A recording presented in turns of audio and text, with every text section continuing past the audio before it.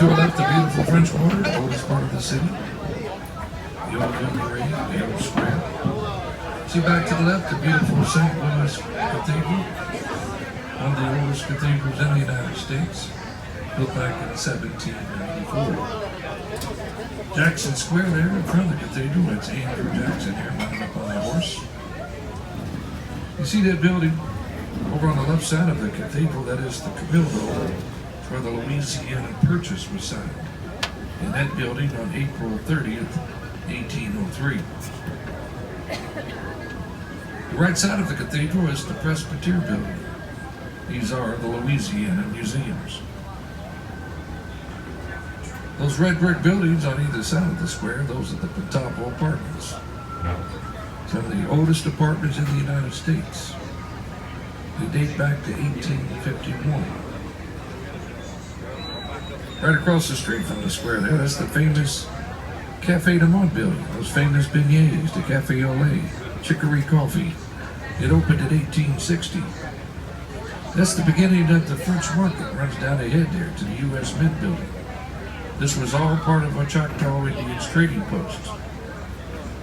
The French, the Spanish, the Creoles, they all came here for their groceries, fresh fish, vegetables, and fruit. They still do today. America's oldest market dates all the way back to 1791. The French Market, the Flea Market, off our left side there. Now we're swinging to bend, folks, Algiers Point here. This is the deepest part of the Mississippi, right here, 200 feet deep.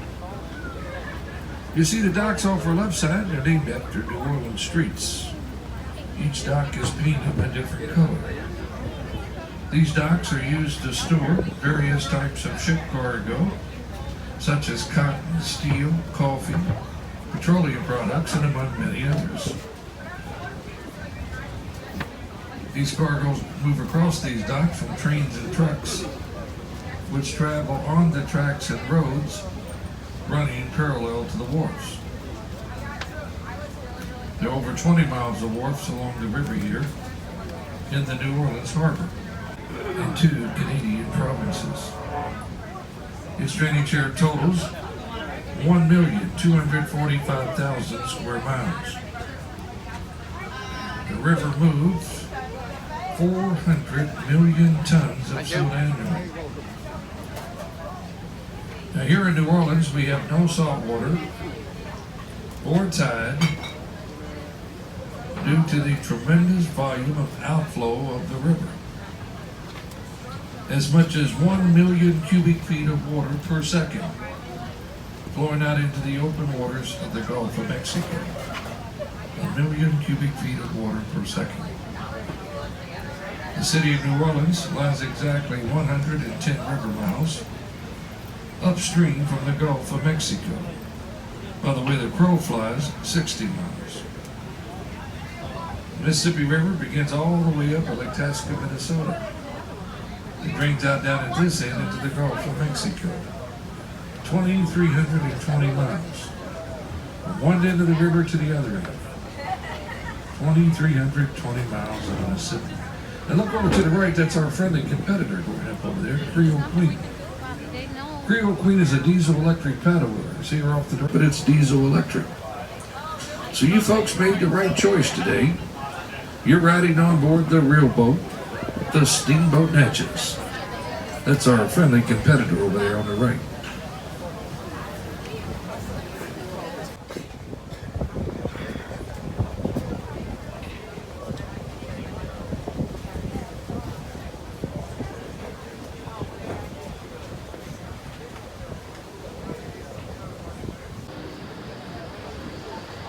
the left here, you see the two big gray ships coming up. These are military supply ships. They're part of the Ready Reserve Fleet. The government has about 40 of these big ships around the country. Big ships.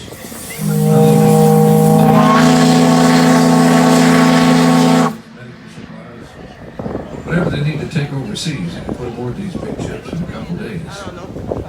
These ships are very fast. They can cross the Atlantic Ocean in 6.5 days.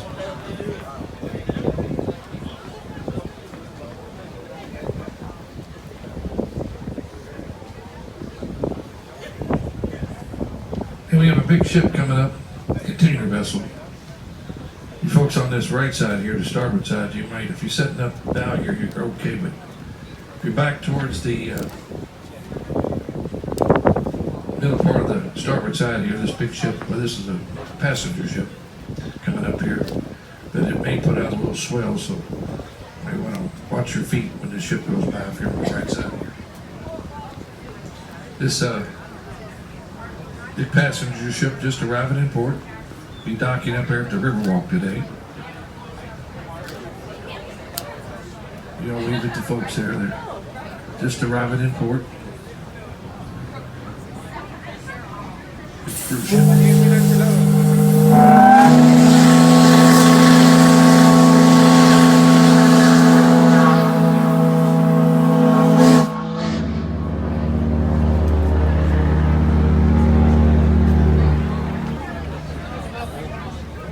On our left, you see the opening in the levee over there. That's the intercoastal waterways heading east. The Inner Harbor Navigational Canal. It's also known as the Industrial Canal. They protect us from spring water floods and autumn hurricanes. These levees also continue all the way up over 1,600 miles above St. Louis, Missouri.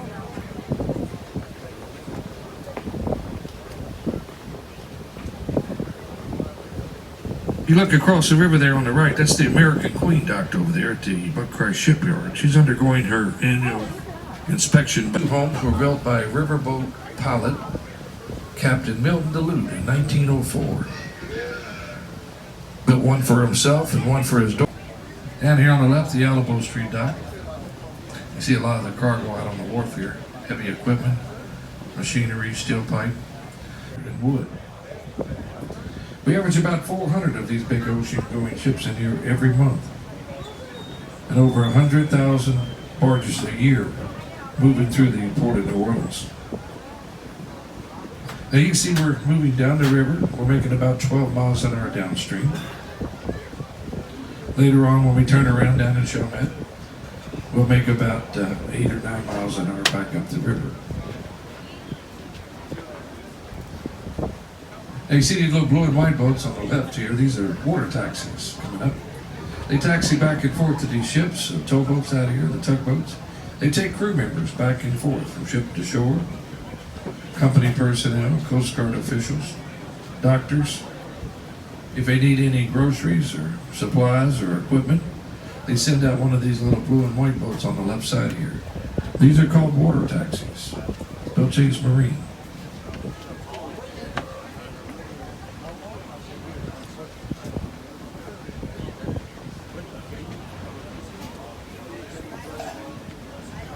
You see the flagpoles sticking up on the counties, 64 of them. We just left New Orleans behind us, that is Orleans Parish. We're now in St. Bernard Parish on the left here. There's a view of our levee there, the man-made levee. The levees were built in the mid-1700s by plantation owners. Then they were added on from time to time after the Civil War. The Army Corps of Engineers is responsible for maintaining these levees today. You see the levee along the river here. It holds back the Mississippi. Now the black and white boats over there, those are pilot boats tied up over there, Port Ship Service. These are the boats that changes the pilots on board these big ships when they come up and down the river here in the Mississippi. Those are pilot boats over there on the left, black and white boats. They're also coming down on the sugar refinery over there, big in 1907. the second largest sugar refinery in the world. The largest one is in Brazil. Raw sugar is brought here from all the sugar-growing regions, including Louisiana, to be refined. Here ships are loaded with 100-pound sacks of pure refined sugar. Barges are also filled with refined sugar, usually bound upriver behind us all the way up to Louisville, Kentucky, where it's used to manufacture that fine Kentucky bourbon. 7,500,000 pounds of sugar is refined here each day. This is the home of Domino sugar, #1 selling sugar in the country. Been in business for over 100 years. You can smell the sweetness in the air, folks, when you're passing Domino sugar. They package here little small packages that you see in your restaurants on the dining room tables. From 5, 10, 15, 20 to 50, 100-pound bags of sugar. That's Domino sugar, folks. How sweet it is.